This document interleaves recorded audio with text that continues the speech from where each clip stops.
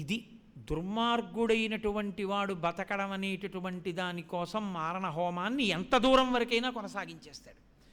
ఆ రోజు రాత్రి పడుకున్నాడు. మర్నాడు పొద్దున్న మంత్రుల్ని పిలిచాడు. ఈయనకి తగిన మంత్రులు ఆ మంత్రులందరూ, జరాసంధుడు, బాణాసురుడు ఇలాంటి వాళ్ళందరితో స్నేహం చేస్తాడు. పూతన, శకటాసురుడు, ఇలా తృణావర్తుడు ఇలాంటి వాళ్ళందరినీ పిలిచాడు.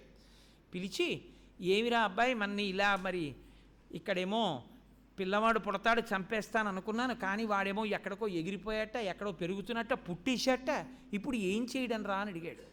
వాళ్ళందరూ అన్నారు, ఏమండి పుట్టినటువంటి వాడు నిస్సందేహంగా శ్రీ మహావిష్ణువే.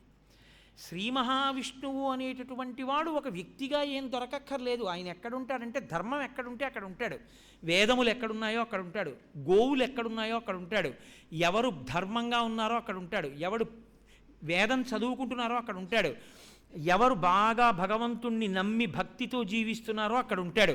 వీళ్ళందరినీ చంపేస్తే విష్ణువు చచ్చిపోతాడు. ఏమిటంటే దానికి అంత పెద్ద గొప్ప, కాబట్టి వీళ్ళందరినీ చంపేద్దాం అన్నారు. అంటే తన బ్రతుకు కోసం ఈయనన్నాడు, చంపేసేయండి అయితే అన్నాడు. ఇంతలో పూతన అని ఒక రాక్షసి, ఆవిడ చమత్కారమైన రాక్షసి. ఆవిడంది, నా సరసంజనించి అని కదా అంది. పసిపిల్లగా ఉండగా కదా కాళ్ళు పట్టుకు లాగావు, కాబట్టి పసిపిల్లవాడుగానే ఉండాలి ఎక్కడో, ఇంకా పళ్ళు రాని పిల్లాడై ఉండాలి. కాబట్టి రాజా, ఈ రాజ్యంలో పళ్ళు రాని పిల్లలందరినీ కూడా నేను చంపేస్తాను, అందులో కూడా చచ్చిపోతాడుగా, గొడవ ఉండదుగా ఇంకా మనకి. అంటే ఆయన అన్నాడు, అబ్బా ఏమి గొప్ప ఆలోచన రా, నాకు రాలేదు ఈ ఆలోచన, చంపేసేయండి అన్నాడు. ఇప్పుడు ఎంత దూరం వెళ్ళిందో చూడండి మారణహోమం. తానొక్కడు బ్రతకడం కోసం ఎంతమందినైనా చంపుకుంటూ వెళ్ళడమే.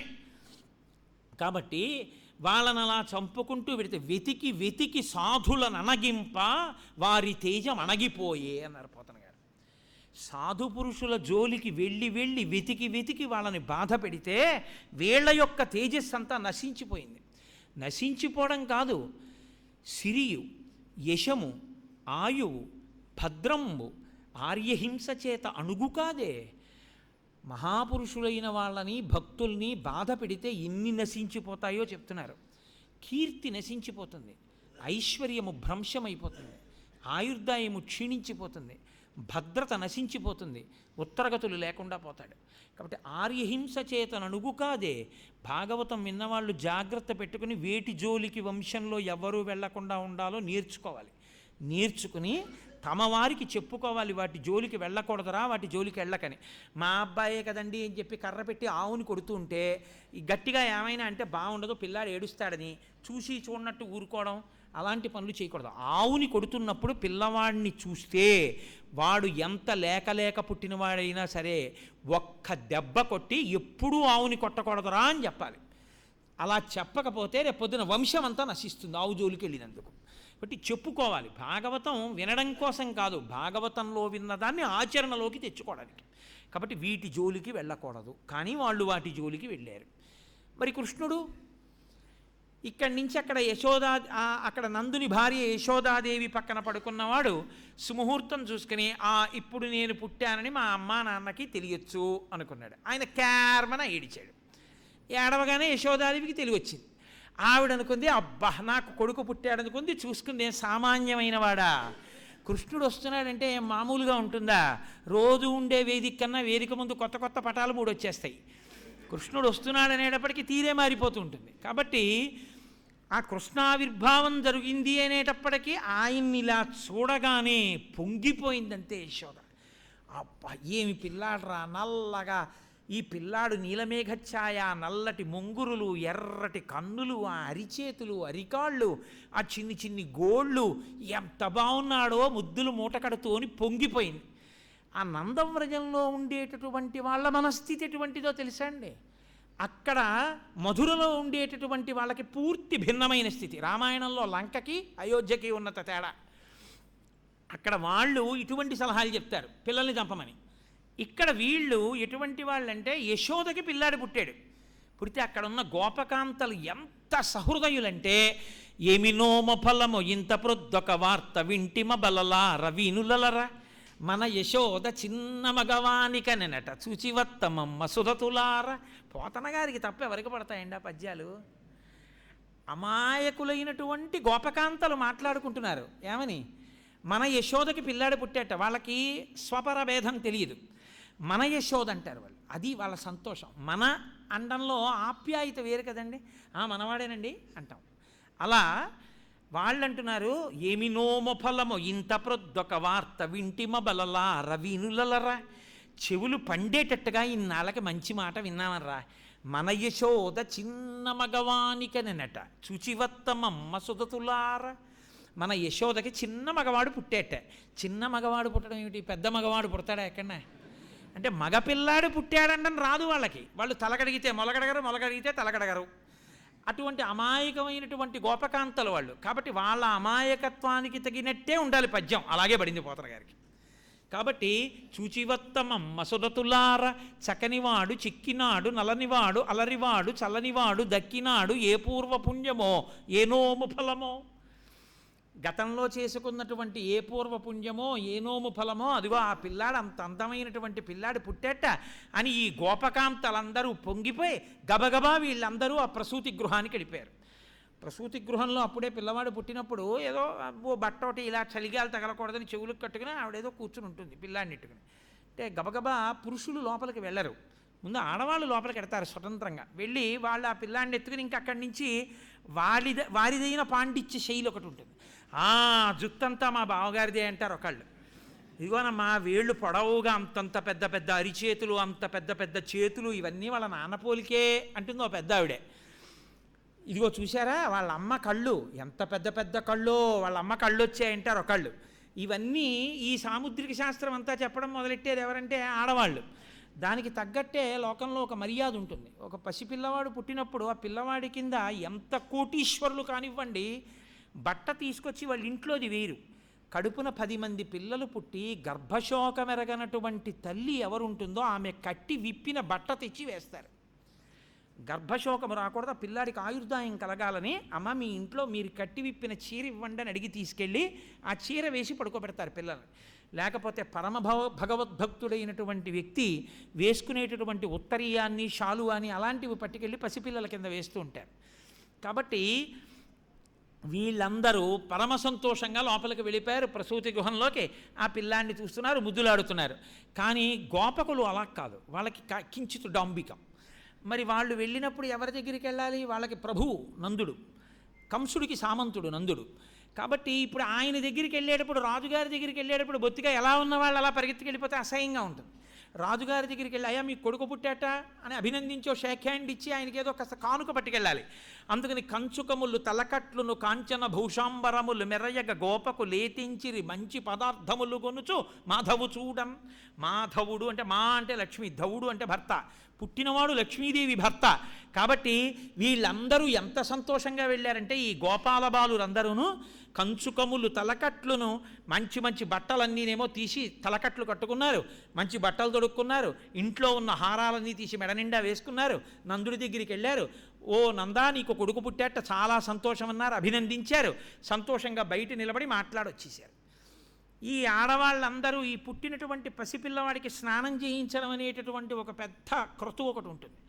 అది ఎవరు పడితే వాళ్ళు చేసేటటువంటి పని కాదు, దానికి సిద్ధహస్తులైనటువంటి వాళ్ళు. అందుకే అమ్మమ్మ గారింటికి వెడతాడు పిల్లాడు పుడుతూనే, లేదా పిల్ల తల్లి దగ్గరికి వెడుతుంది బాగా చనువు కాబట్టి.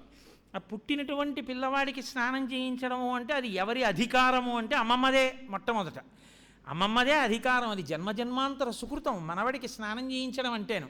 అది ఏదో ఎలా పడితే అలా నించోబెట్టి బాత్రూంలో నించోబెట్టినట్టు స్నానం చేయించే ప్రక్రియ ఏం కాదు అది.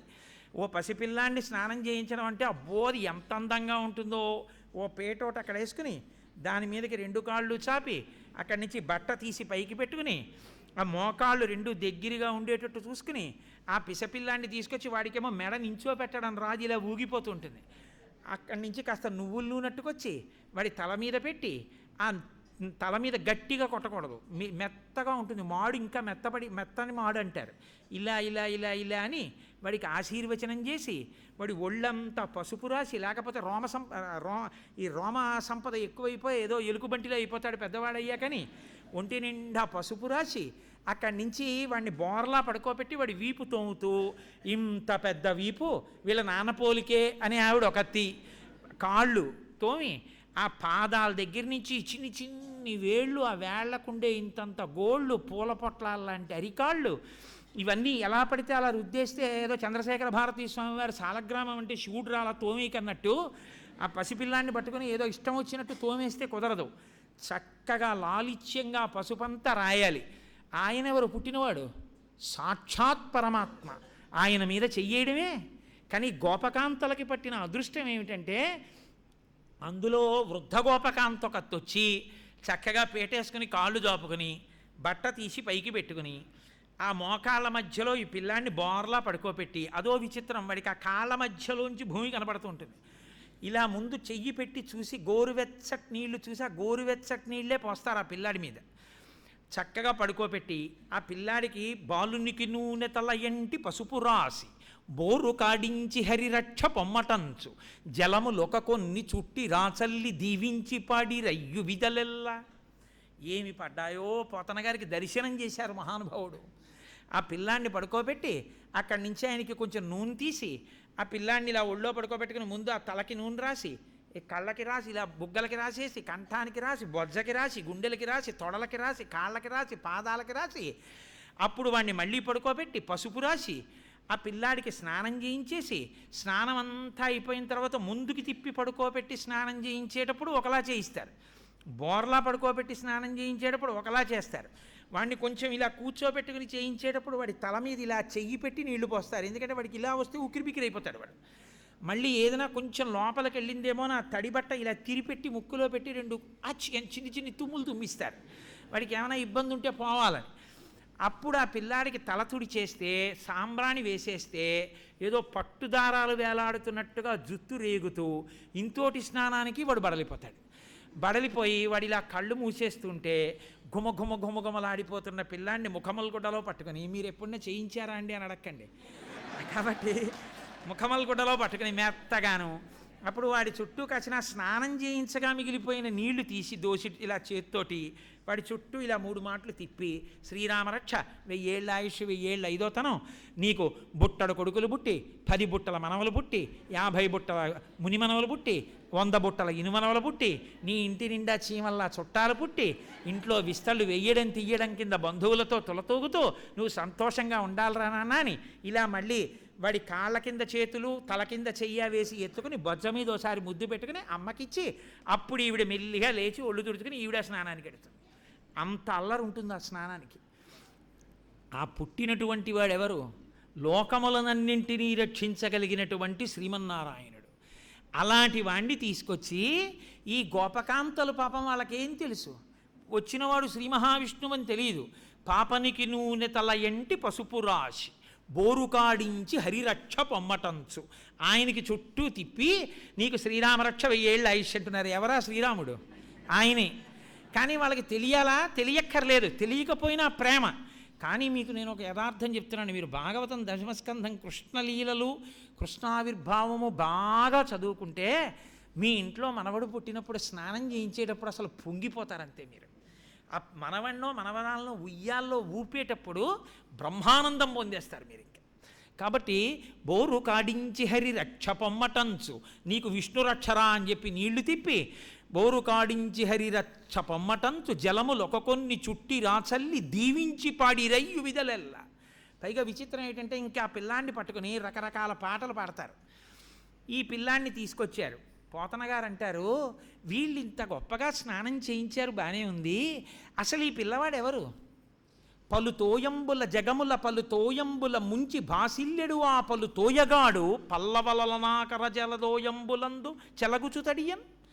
ఆయన లోకాలన్నింటినీ ప్రళయకాలమునందు ప్రళయజలాల్లో ముంచేసి రావాకు మీద తేలి ఆడుకుంటూ పడుకుంటాడు. అలా పడుకునేవాణ్ణి ఇవాళ ఈ గోపకాంతలు పడుకోబెట్టి స్నానం చేయిస్తున్నారు. ఎంత ఆశ్చర్యం ఇది లోకంలో. ఒక పక్క వాళ్ళేమో కొడుకు పుట్టారని అంత సంతోషపడుతుంటే బయట నందుడేమో అందరినీ పిలిచాడు, ఆ బ్రాహ్మణుల్ని పిలిచాడు, గోవుల్ని దానాలు చేశాడు, ఆ జనన సమయం చెప్పాడు, జాతకర్మ చేయించాడు, ఈ పిల్లాడు వృద్ధిలోకి వస్తాడా చూడండి అన్నాడు. ఆ ఆభీర కుమారుడు వీరుండై వీరవైరి జేతయునై దీర్ఘాయుష్మంటుండగునని పాయక దీవించినప్పుడు బ్రాహ్మణ జనములు. ఆ వచ్చిన బ్రాహ్మణులు